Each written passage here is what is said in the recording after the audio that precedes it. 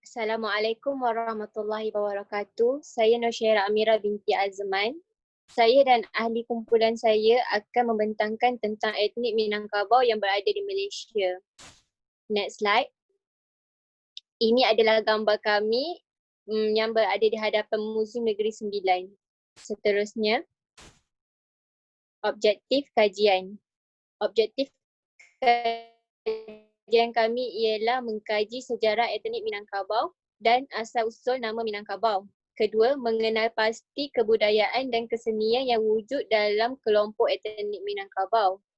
Ketiga, mengkaji sumbangan etnik Minangkabau dalam reka bentuk dan kesenian serta tokoh yang berasal dari kelompok etnik tersebut.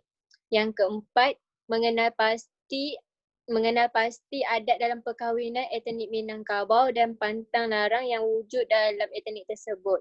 Seterusnya,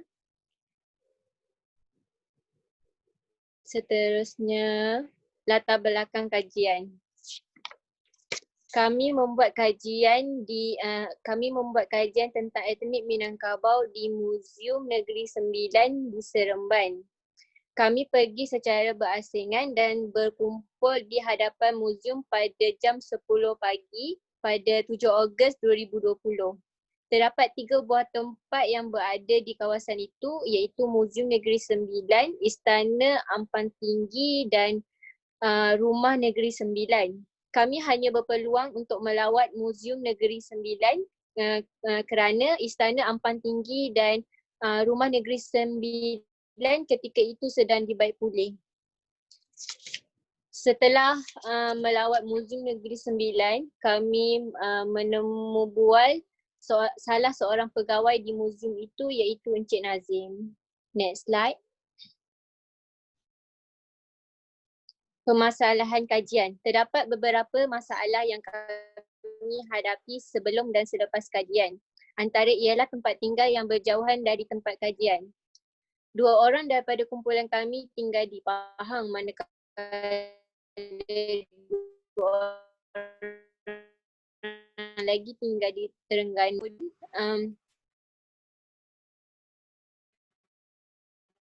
Sulit untuk tentukan masa yang sesuai kerana ahli kumpulan kami pergi dengan ahli keluarga masing-masing. Kami perlu memakai, ianya menyukarkan kami ketika merekod video kerana suara kami kedengaran kurang jelas. Dan akhirnya tidak banyak maklumat yang dipamerkan di muzium itu. Oleh itu, kami menemu bual Encik Nazim untuk mendapatkan maklumat yang lengkap tentang etnik Minangkabau. Slide yang seterusnya. Saya akan serahkan kepada Nabila. Okay, hai, Assalamualaikum.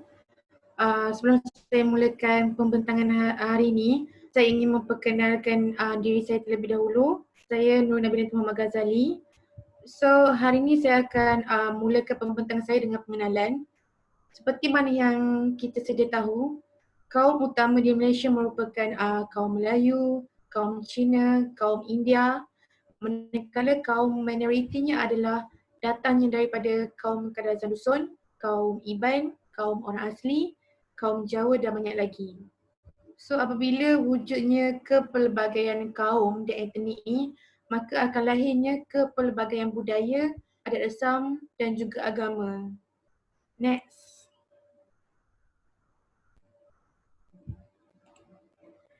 Okay, seterusnya ini adalah carta PAI yang menunjukkan komposisi etnik di Malaysia. Mengikut laporan Perangkaan Demografi Malaysia pada suku pertama tahun 2020, kita dapat tahu bahawa jumlah penduduk Malaysia dianggarkan telah meningkat sebanyak 0.6% daripada tahun 2019. Daripada Bumi Putera di mana 58.7% terdiri daripada orang Melayu dan 4.13% adalah daripada Bumi Putera lain. Terdiri daripada orang asli, Siam, Serani dan lain-lain.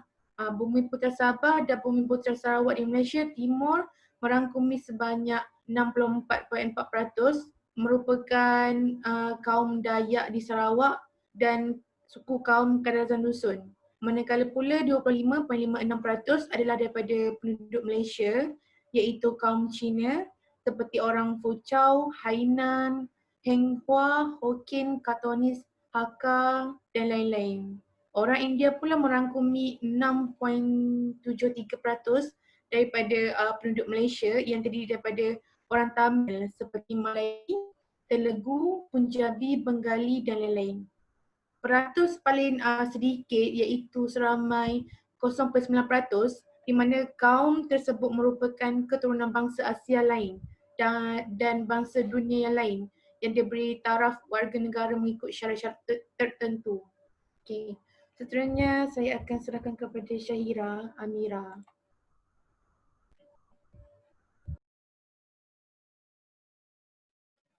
Terima kasih Nabila. Seterusnya saya akan sambung sejarah etnik.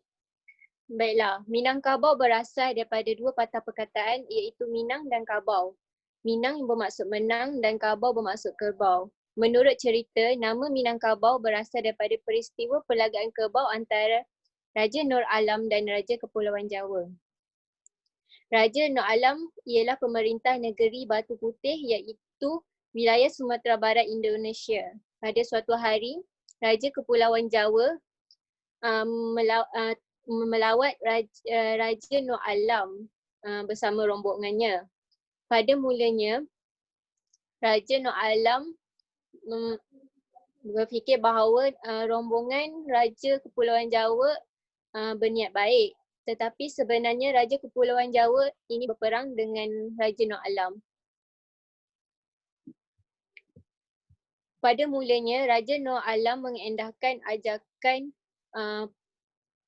Raja Kepulauan Jawa.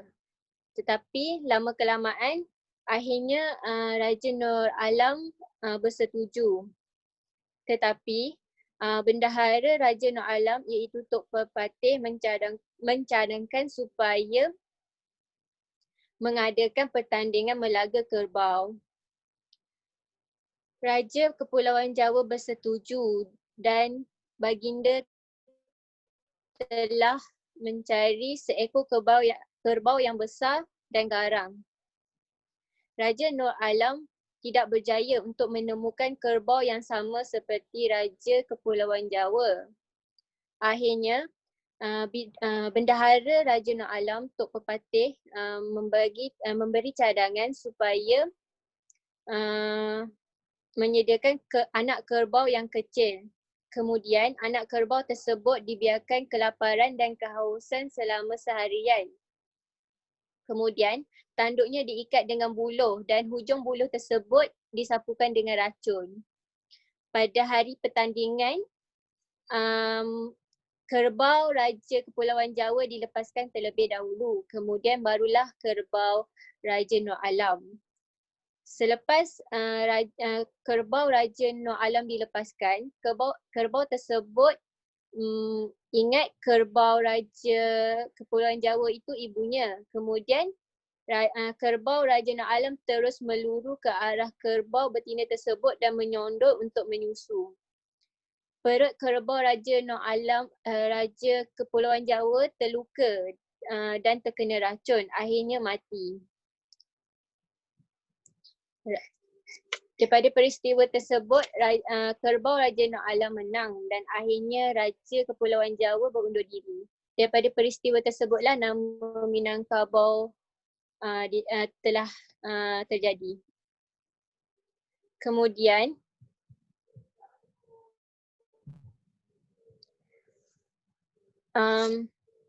orang Minangkabau bercakap menggunakan bahasa Minangkabau dan menjaga adat istiadat Minangkabau. Etnik Minangkabau berasal daripada Sumatera Barat, separuh barat Riau, bahagian utara Bengkulu, bahagian barat Jambi, bahagian selatan Sumatera Utara, barat Daya Aceh dan Negeri Sembilan di Malaysia. Kebudayaan etnik Minangkabau bersifat keibuan iaitu matrilineal. Etnik Minangkabau banyak melakukan pergerakan iaitu berhijrah dari sesuatu tempat ke sesuatu tempat. Dan akhirnya orang Minangkabau berkahwin dengan orang tempatan dan tinggal di tanah Melayu. Seterusnya saya serahkan kepada Nabila semula. Okey, seterusnya. Seterusnya ialah tahap pendidikan.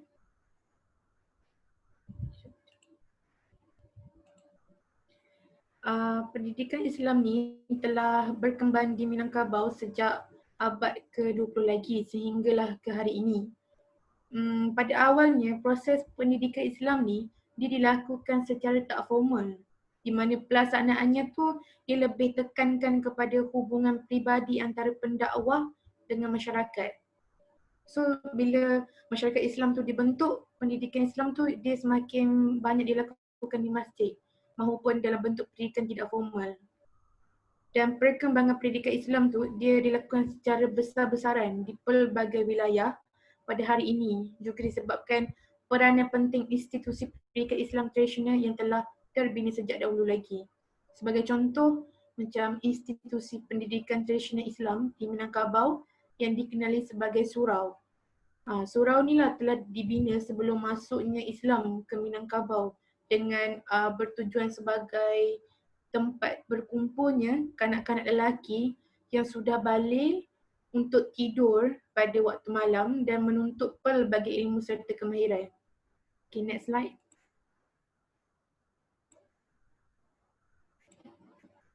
Okay, seterusnya ialah tokoh etnik Minangkabau. Dengan adanya tahap pendidikan yang berlandaskan pendidikan Islam pada ketika dahulu, kaum Minang banyak melahirkan tokoh-tokoh besar seperti Muhammad Hatta dan Tan Sri Rais Yatim. Okay, tokoh etnik yang pertama ialah Tan Sri Rais Yatim. Beliau merupakan anak kelahiran Minangkabau dan dilahirkan pada 15 April 1942 di Jelebu, Negeri Sembilan. Dan beliau merupakan ahli politik Malaysia. Beliau memiliki PhD dalam undang-undang dari King's College pada tahun 1994. Dan beliau juga merupakan guru bahasa pakar dan lulus dari Institut Bahasa Malaysia dikenali sebagai Language Teaching College yang bertempat di Kuala Lumpur pada tahun 1964. Beliau kini merupakan Presiden Universiti Islam Antarabangsa Malaysia UIM dan pada 16 Jun 2020 beliau telah dilantik sebagai senator di Dewan Negara oleh Yang di-Pertuan Agong. Next.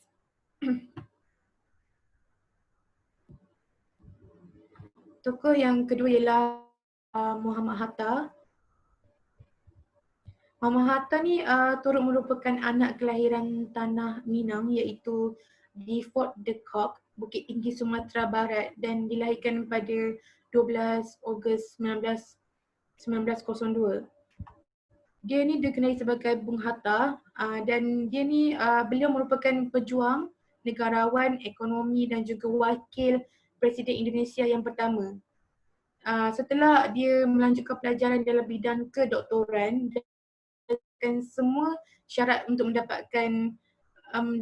mendapatkannya, akan tetapi beliau tak sempat untuk menyiapkannya sebab politik telah mengambil alih kehidupan Bung Hatta ni.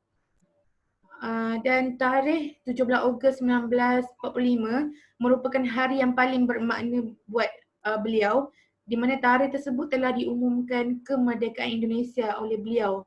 Dan pada 18 Ogos 1945, Bung Hatta telah dilantik sebagai wakil presiden. Dan selepas kemerdekaan, Hatta ni dia masih aktiflah dalam memberikan ceramah di pelbagai institusi pendidikan. Dan dia ni juga masih aktif dalam menulis pelbagai jenis karangan dan membimbing pergerakan. Next. Okay, seterusnya ialah kegiatan ekonomi etnik. Okay, masyarakat Minangkabau ni dia lebih kenali sebagai pedagang dan peniaga sebab ia merupakan sebahagian daripada tradisi dan budaya mereka seperti berdagang dan merantau ni. Dan kaum Minangkabau ni dia menjalankan perdagangan perantaraan di antara pelabuhan Melaka dan Penang sudah lama terjalin, di mana pedagang Minang ni dia menghubungkan entry port Penang dengan pasaran barangan daripada wilayah Minangkabau. Dan perdagangan ni dia diperkukuhkan lagi dengan wujudnya pasar-pasar sungai yang terdapat di sepanjang sungai itu untuk mendapatkan lagi muatan barangan hasil pertanian dan juga emas yang dibawa daripada beberapa tempat di hulu dan hilir sungai seperti Sungai Siak, Sungai Kampar dan juga Sungai Indragiri. Manakala pula aktiviti perdagangan di Selat Melaka dan membawa barangan dagangan ke Pulau Pinang ini telah menyebabkan wujudnya kelompok pedagang perantaraan, dan mereka ni dia adalah terdiri daripada orang Minang yang telah menetap di Batu Bara dan menjalankan perdagangan lintas selat.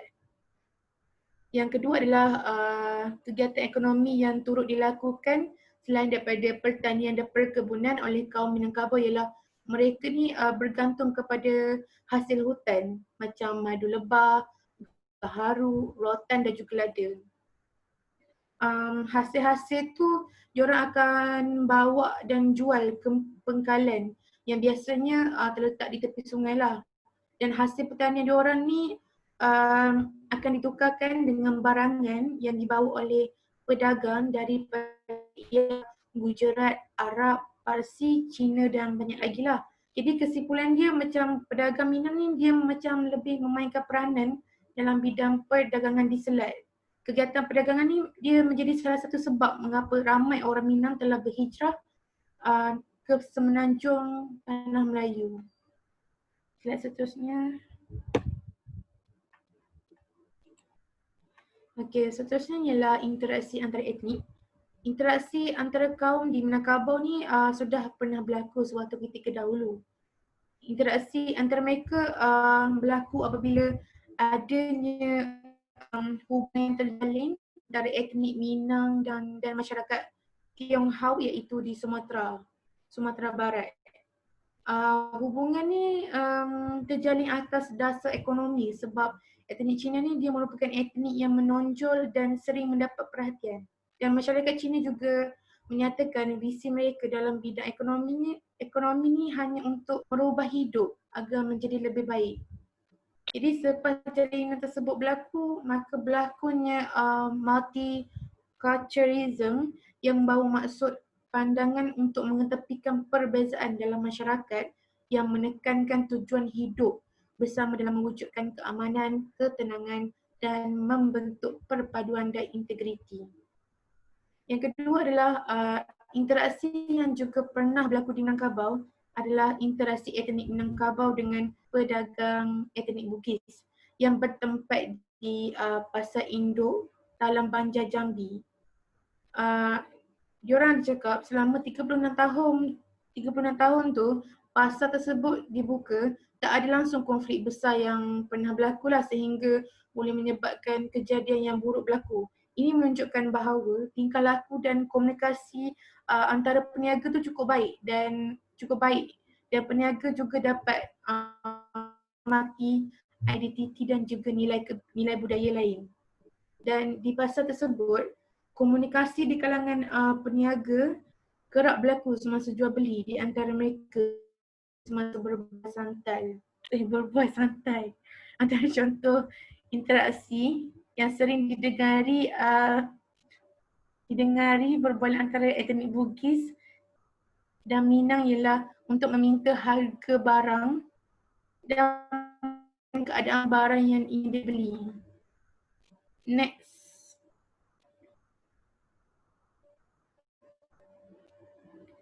Seterusnya ialah budaya adat resam. Yang pertama adalah adat merantau. Okay, adat merantau ni dia sebenarnya ada dua tahap penghijrahan, iaitu sementara kekal dengan kekal. Kali ni dia macam dia akan ke serata tempat bermula daripada laluan Sungai Tinggi dan Sungai Rembau sehinggalah ke daerah Jelebu. Dan penghijrahan mereka ni dia ke serata wilayah hanya sebabkan konsep adat mereka yang menggalakkan lagi mereka untuk berhijrah dari kampung untuk mencari tempat kediaman yang baru. Dan diorang ni berhijrah ni untuk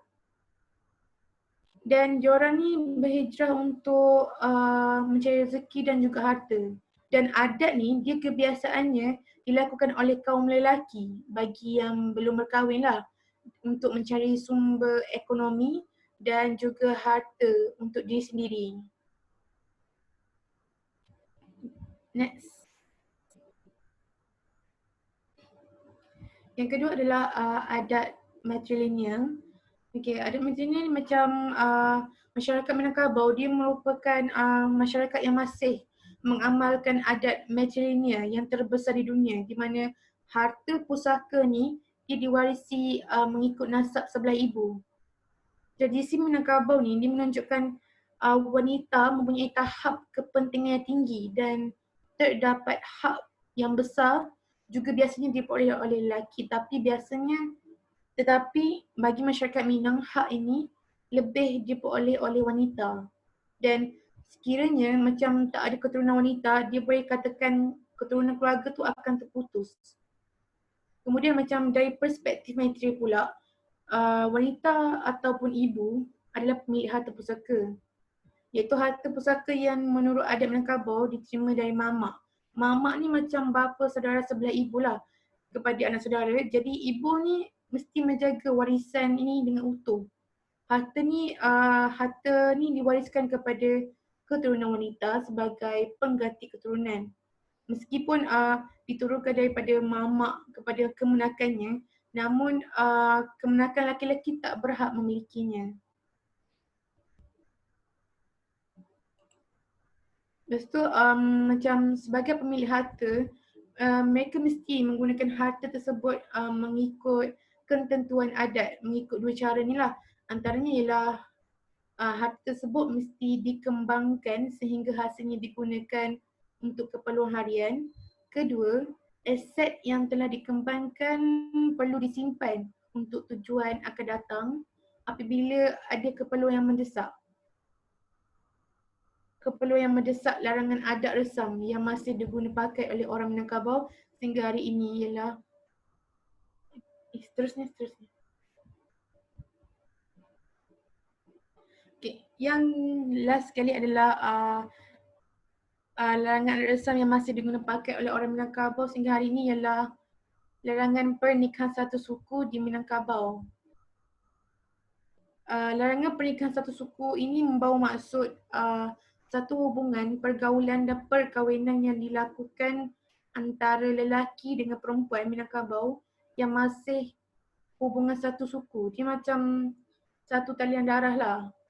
Dan adat Minangkabau ni tak mengharamkan pun menikah sesuku sebab menikah sesuku tu hukumnya sebenarnya halal.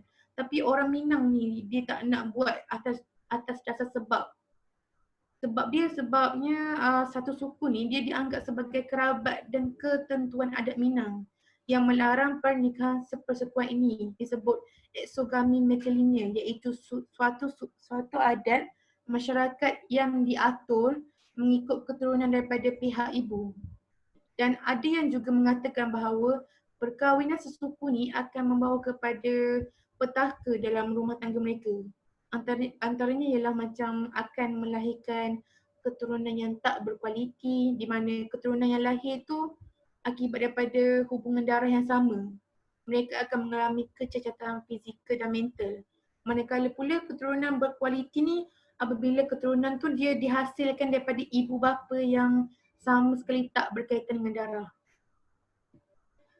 Bukan tu saja, malahan ada yang mengatakan bahawa mereka akan kehilangan hak adat di mana mereka akan disisihkan oleh suku mereka. Tak dibenarkan duduk di suku mereka dan juga tak akan diterima oleh suku lain di wilayah maupun di daerah mereka. Jadi ini menggambarkan betapa buruknya mereka di mata masyarakat. Saya serahkan slide seterusnya kepada Amy Nadirah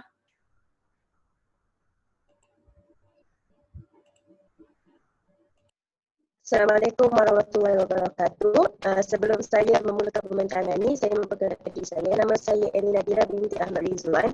Saya akan membentangkan tarian tradisional bagi etnik Minangkabau. Tarian tradisional etnik Minangkabau adalah tarian piring ataupun dalam bahasa Minangnya adalah tari piring. Tari piring menjadi seni tarian kebudayaan bagi etnik Minangkabau. Ia bukan sahaja terkenal dalam masyarakat di Sumatera Barat Indonesia, malah ia juga terkenal di Negeri Sembilan Malaysia. Tarian ini dilakukan di mana penari meletakkan piring di kedua tapak tangan mereka diiringi dengan lagu yang dimainkan oleh alat muzik iaitu talempong dan saluang. Tarian piring merupakan tarian kegembiraan dan rasa syukur bagi etnik Minangkabau apabila datangnya musim panas. Hal ini kerana sumber pendapatan ekonomi mereka adalah dari bercucuk tanam dan menuai padi yang memerlukan sinaran cahaya matahari. Seterusnya, gerakan tarian piring pada umumnya mempunyai 22 gerakan. Namun yang biasa kita lihat adalah dengan meletakkan dua buah piring di atas kedua tapak tangan iaitu kanan dan kiri. Lalu penari akan mengayunkan piring dalam gerakan tarian dan perlahan sehingga cepat.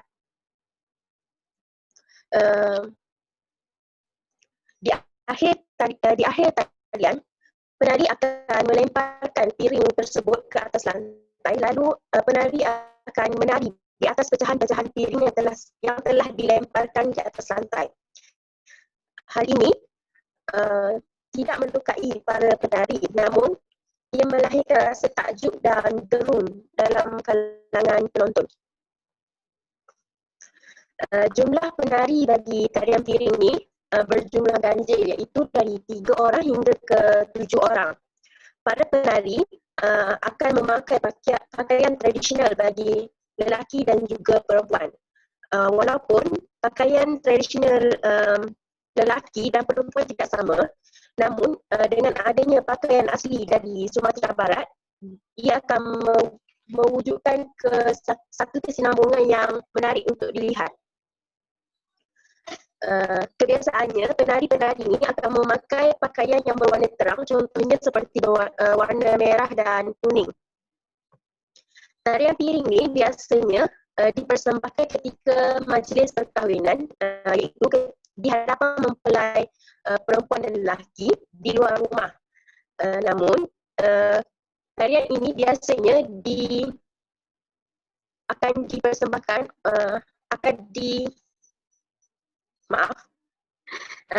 kebiasaannya tarian ini akan diadakan di rumah golongan yang berada, bangsawan atau perhartawan di kampung-kampung tertentu. Selain untuk majlis kahwin, tarian ini juga akan dilakukan dalam acara berkhatan dan juga pengangkatan penghulu. Namun, dengan adanya perkembangan zaman yang semakin maju, tarian ini dipersembahkan dalam acara-acara besar sama ada di Indonesia maupun Malaysia. Seterusnya.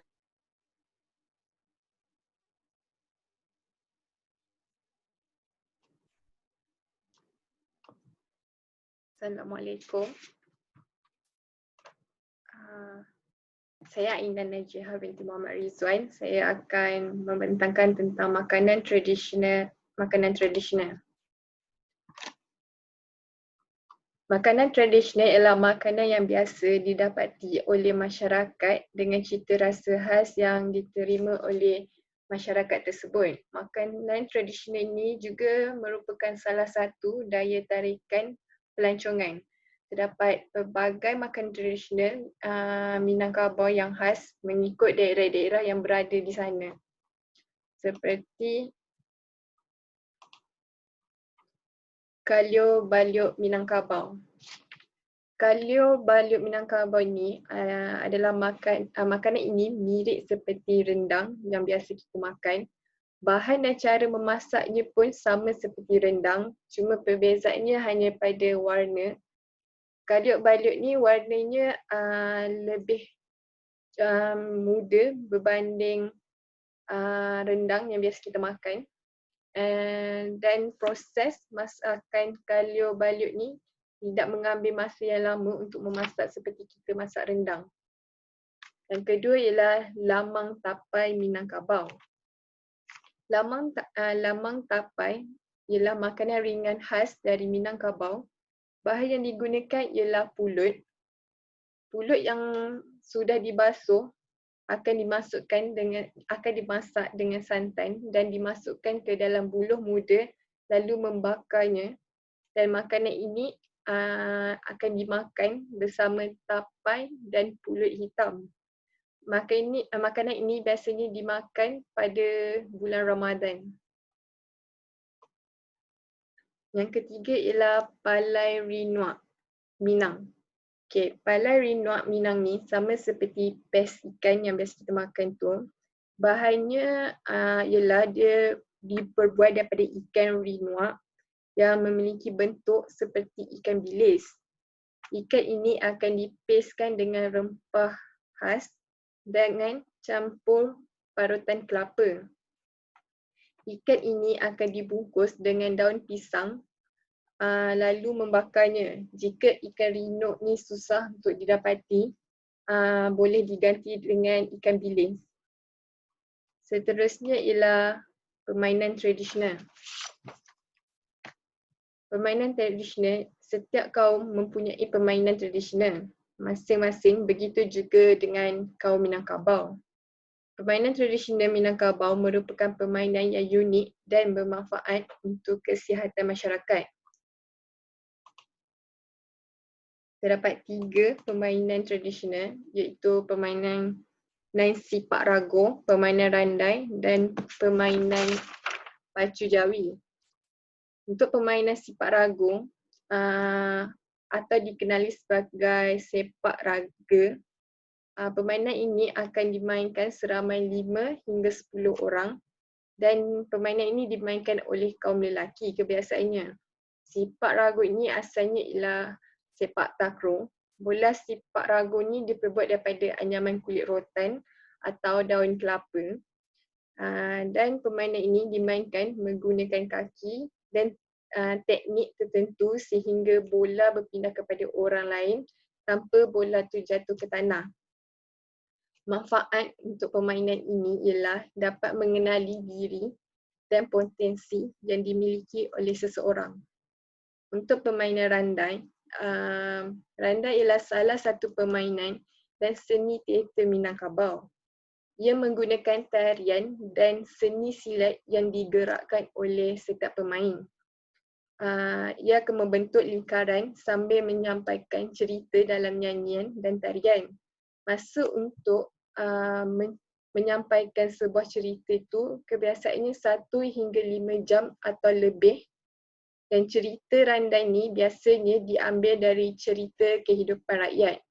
Manfaat permainan randai ini ialah bertujuan untuk pertunjukan, hiburan, menyampaikan pesanan moral, nasihat dan pendidikan. Okay. Seterusnya untuk pacu jawi atau dikenali sebagai pacu sapi. Okay. Pacu jawi ni dimainkan oleh para petani untuk mengisi masa lapang mereka. Pacu jawi ini juga dikenali sebagai perayaan Thanksgiving-nya kerana sebagai rasa syukur para petani itu. Okay, pacu jawi ni kebiasaannya diadakan 3 kali dalam 1 tahun. Dan juga pacu jawi ni bukan hanya perlumbaan sapi, tetapi memiliki maksud yang unik, iaitu menjadi gambaran seorang pemimpin dan rakyat boleh bersama. Sebab tu dalam permainan ini terdapat 2 ekor sapi. Seterusnya ialah pakaian tradisional. Masyarakat Minangkabau kaya dengan adat bersam. Pakaian mereka mengandungi falsafah dan simbolik dalam setiap rekaan atau motif pakaian dipakai, sama ada yang berkedudukan tinggi atau orang biasa. Setiap pakaian mempunyai corak dan cara jahitan yang berbeza dan mengandungi makna yang berbeza mengikut tujuan ianya dipakai. Okey, untuk pakaian adat perkahwinan Marapulai, okey, ini adalah biasanya ini adalah pakaian perkahwinan. Ia diperagakan dengan warna khas Minangkabau iaitu merah, hitam dan kuning. Merah melambangkan keberanian dan kepahlawanan. Kuning melambangkan kerajaan dan hitam ialah kuasa. Okey, terdapat taburan aura keemasan menutupi seluruh penampilan pengantin dengan sulaman emas pada baju pengantin itulah. Selain pada itu, terdapat hiasan lain seperti sunting yang kita boleh tengok dalam gambar ni di atas kepala dia. Itu adalah sunting. Sunting yang disusun dengan bentuk tumbuh-tumbuhan dan juga haiwan laut. Dan juga tengkolok, dia ada juga pakai tengkolok yang hujungnya runcing seperti tanduk kerbau. Kedua ialah pakaian adat kebesaran penghulu. Penghulu ada pakaian kebesarannya yang tersendiri sebagai seseorang yang memiliki kedudukan di dalam adat. Ini bukan pakaian harian biasa yang boleh dipakai oleh penghulu sesuka hati. Baju penghulu ni dipakai serbih hitam sebagai lambang kepimpinan. Penghulu juga mempunyai kopiah khas iaitu kopiah beludru hitam yang dililit dengan kain hitam yang tidak boleh sebarang orang memakainya. Selain itu, penghulu juga memakai keris dan tokat, tetapi yang uniknya ialah keris seorang penghulu dipakai pada bahagian pinggang dan berbeza dengan orang biasa yang diletakkan pada bahagian belakang. Ini kerana keris ini mempunyai maksud bahawa seorang penghulu mesti berfikir dahulu dan jangan cepat marah dalam menghadapi masalah. Okey, selepas itu ialah pakaian limpapen dan gadang bundu kanduang. Pakaian ini adalah pakaian adat perempuan Minang yang melambangkan kebesaran perempuan suku Minangkabau dalam menguruskan rumah tangga. Okay, dalam bahasa Minang, limpapeh bermaksud tiang tengah pada bangunan. Tiang ini ialah pusat kekuatan dari tiang-tiang lain. Jika tiang itu runtuh, maka runtuhlah bangunan tersebut. Penganut kekerabatan matrilineal atau keturunan belah ibu, kaum perempuan didudukkan oleh adat sebagai tiang utama. Ini telah menggambarkan pada buzana adat kaum perempuan limpapeh rumah nan gadang ni. Tapi pakaian ini digunakan hanya pada waktu tertentu seperti acara perkahwinan dan pengukuhan penghulu. Tetapi pakaian ini juga tidak sama di setiap daerah di Tanah Minang. Setiap daerah terdapat perbezaan pada bahan pakaian, corak dan maksud hiasan pada baju tersebut. Seterusnya saya akan serahkan kepada Amy.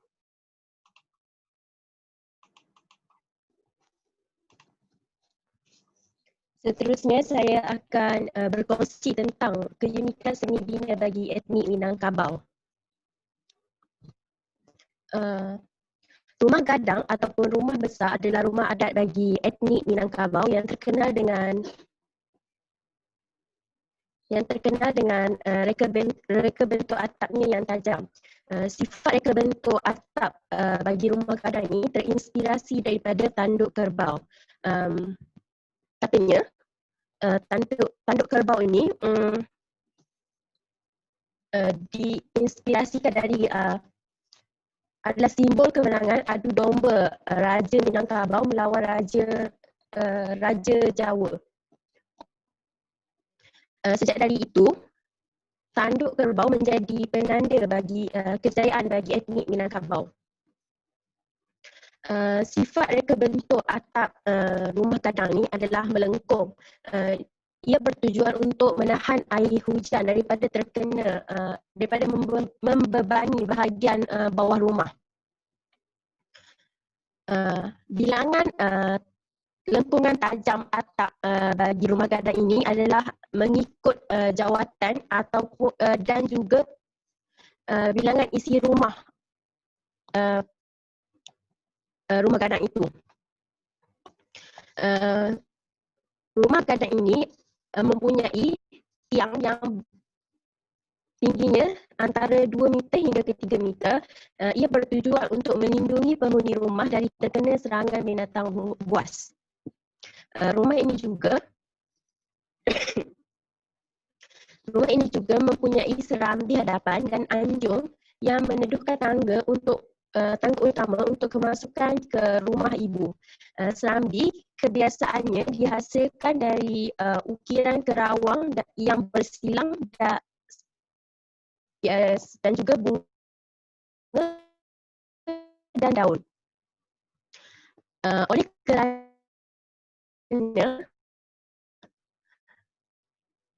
geografi Kota Sumatera adalah tidak rata, iaitu dataran tinggi dan rendah. Jadi rumah gadang ini dibentuk segi 4 tepat dan tidak simetrikal belakang. Selain dijadikan sebagai tempat tinggal, ia juga dijadikan sebagai dewan untuk bermesyuarat dan mengadakan aktiviti-aktiviti yang melibatkan upacara adat. Kebiasaannya, upacara-upacara ini diadakan di bahagian anjung rumah. Dapur rumah gadang ini terletak di bahagian belakang rumah. Manakala kedudukan tangga untuk memasuki rumah ini adalah di pintu depan dan tidak boleh lebih daripada satu. Hal ini kerana makna satu tangga yang berada pada rumah gadang ini berkaitan dengan prinsip ajaran Islam yang merupakan agama majoriti dalam kalangan suku Minangkabau, iaitu mempercayai dengan adanya satu Tuhan, iaitu Tuhan Yang Maha Esa.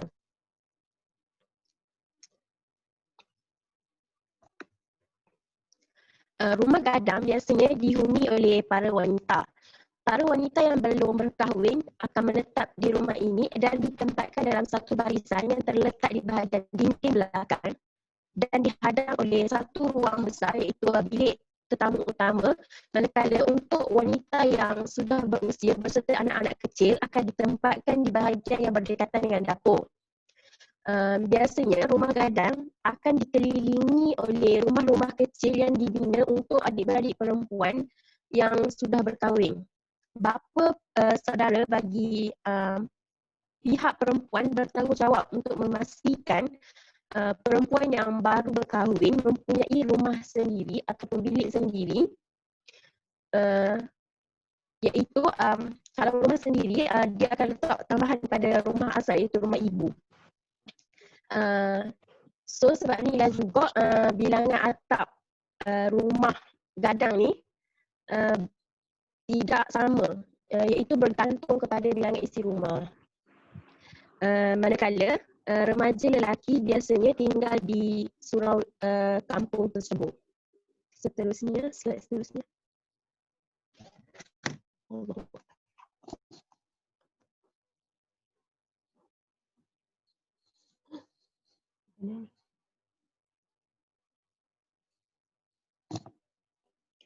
Okey. Seterusnya, agama. Etnik Minangkabau dikenal sebagai etnik yang memiliki budaya tinggi dan karakteristik yang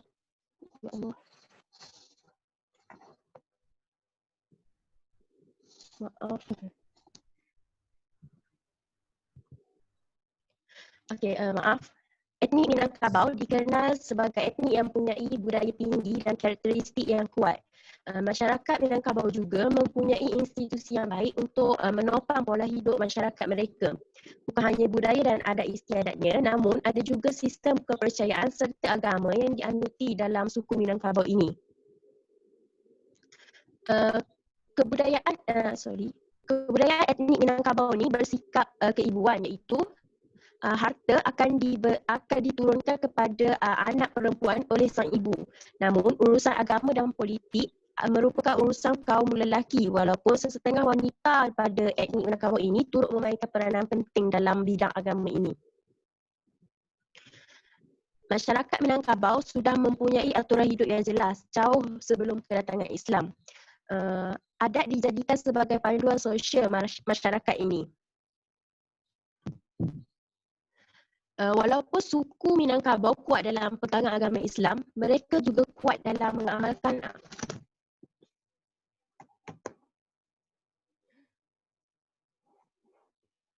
Ya Allah. Okey. Maaf.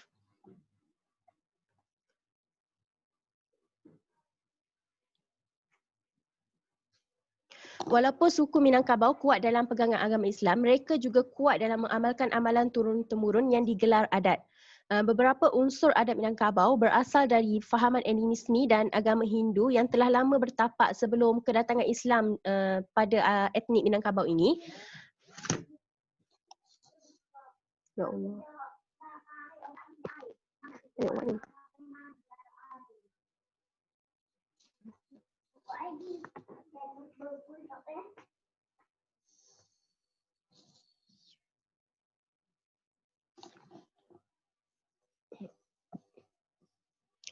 Maafkan saya. Kebanyakan orang apabila diberitahu bahawa masyarakat Minang ni merupakan masyarakat penganut agama Islam yang kuat, mereka akan merasa bingung kerana anggapan mereka sebuah masyarakat yang mempunyai agama Islam yang kuat akan faham apa itu fahaman Islam yang sebenar. Namun terdapat banyak persamaan di antara fahaman Islam dan Minangkabau sehingga menjadi sukar untuk orang Minang membezakan satu daripada yang lain. Contohnya dalam fahaman Islam menimba ilmu adalah wajib. Namun dalam fahaman Minangkabau, anak-anak lelaki mesti meninggalkan rumah mereka untuk tinggal dan belajar di surau. Yang kedua, tiada wanita yang boleh dalam fahaman Islam, tiada wanita yang boleh dipaksa untuk berkahwin dengan lelaki yang dia tidak mahu berkahwin. Namun dalam fahaman Minangkabau, wanita berhak menentukan dengan siapa mereka ingin berkahwin. Dan contoh yang terakhir, ibu berhak dihormati 3 kali ataupun ibu berhak dihormati 3 kali lebih daripada bapa. Namun dalam fahaman Minangkabau, bunda kanduang adalah pemimpin ataupun pengambil keputusan di rumah gadang. Ciri-ciri Islam begitu mendalam dalam adat Minang sehingga mereka yang tidak mengamalkan Islam dianggap telah terkeluar daripada masyarakat Minang ini. Seterusnya bahasa. Bahasa Minangkabau ataupun bahasa Minang adalah sebuah bahasa Austronesia yang dituturkan oleh kaum Minangkabau di Sumatera Barat Indonesia. Macam mana ni? Jatuh semua.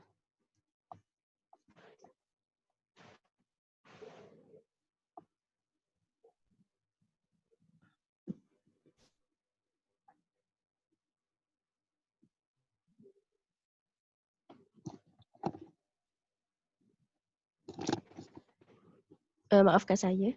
Bahasa Minang, Bahasa Minang adalah sebuah bahasa Austronesia yang dituturkan oleh kaum Minangkabau di Sumatera Barat dan di Barat Riau. Mereka juga telah merantau ke bandar-bandar lain di Indonesia. Selain Sumatera Barat dan Barat Riau, bahasa Minangkabau juga dituturkan di Negeri Sembilan Malaysia. Bahasa Minangkabau menggunakan imbuhan yang sama dengan Negeri Sembilan, iaitu dari segi fungsi. Maka hal ini dapat dianggap variasi kerana ia tidak melibatkan perbezaan fungsi dan makna. Selain itu, bahasa Minangkabau ni tidak mempengaruhi sistem etnik Minangkabau ataupun Negeri Sembilan. Penggunaan bahasa Indonesia berleluasa dalam kalangan masyarakat Minang, tetapi mereka masih boleh bertutur dalam bahasa ibunda mereka, iaitu bahasa Minangkabau. Bahasa Minangkabau mempunyai perkataan yang serupa dengan bahasa Melayu tetapi berbeza dari segi sebutan dan juga tata bahasa sehingga menjadikan bahasa Minangkabau ni adalah bahasa yang unik. Namun terdapat beberapa kontroversi mengenai hubungan bahasa Minangkabau dengan bahasa Melayu disebabkan keserupaan tata bahasa mereka. Ada pendapat yang mengatakan ia sebenarnya adalah logat bahasa Melayu, yang lain mengatakan ia adalah sebuah bahasa dan bukannya sebuah dialek. Bahasa Minangkabau ni memiliki beberapa dialek yang ditutur berlainan di setiap kampung. Seperti contoh, kampung yang dipisahkan oleh sungai. Dalam komunikasi harian, bahasa standard Minang yang digunakan adalah dari dialek kawasan Padang ataupun bahasa Padang atau bahasa orang awak. Contohnya, dalam bahasa Melayu, tidak boleh membuang sampah di sini. Kalau dalam bahasa Minangkabau, indak buliah membuang sarok di siko. Seterusnya, apa yang kamu akan kerjakan? Kalau dalam bahasa Minangkabau, tu nangka kerajaan. Seterusnya, cadangan.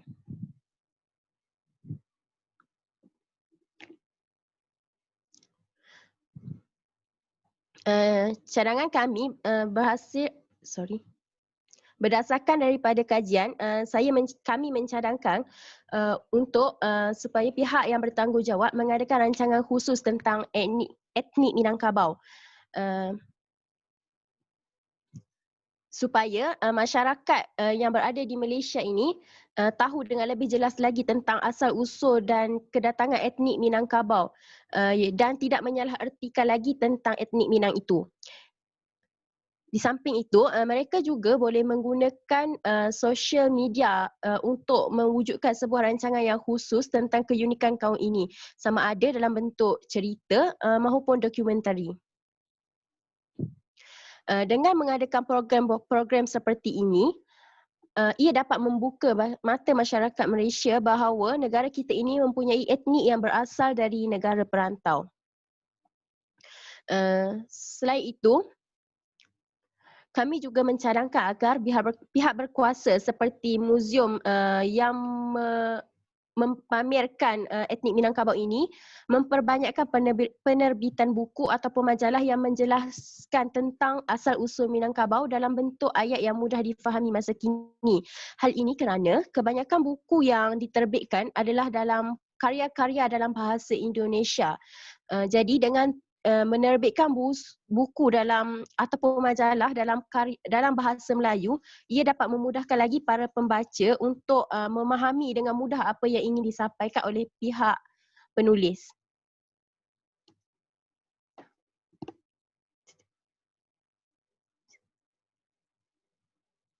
Seterusnya, kesimpulan.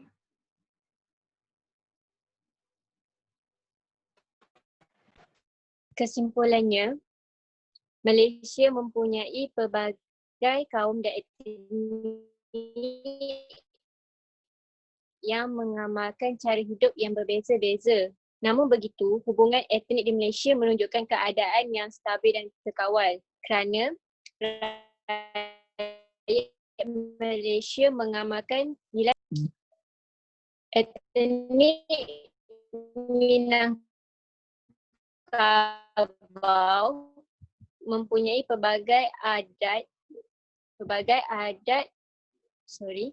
etnik Minangkabau mempunyai pelbagai adat yang diamalkan sama ada dalam kehidupan seharian, perkahwinan, pewarisan tahta dan sebagainya. Kebudayaan kesenian yang wujud dalam etnik Minangkabau menjadi simbol keunikan yang mempamerkan pelbagai aspek dalam etnik tersebut.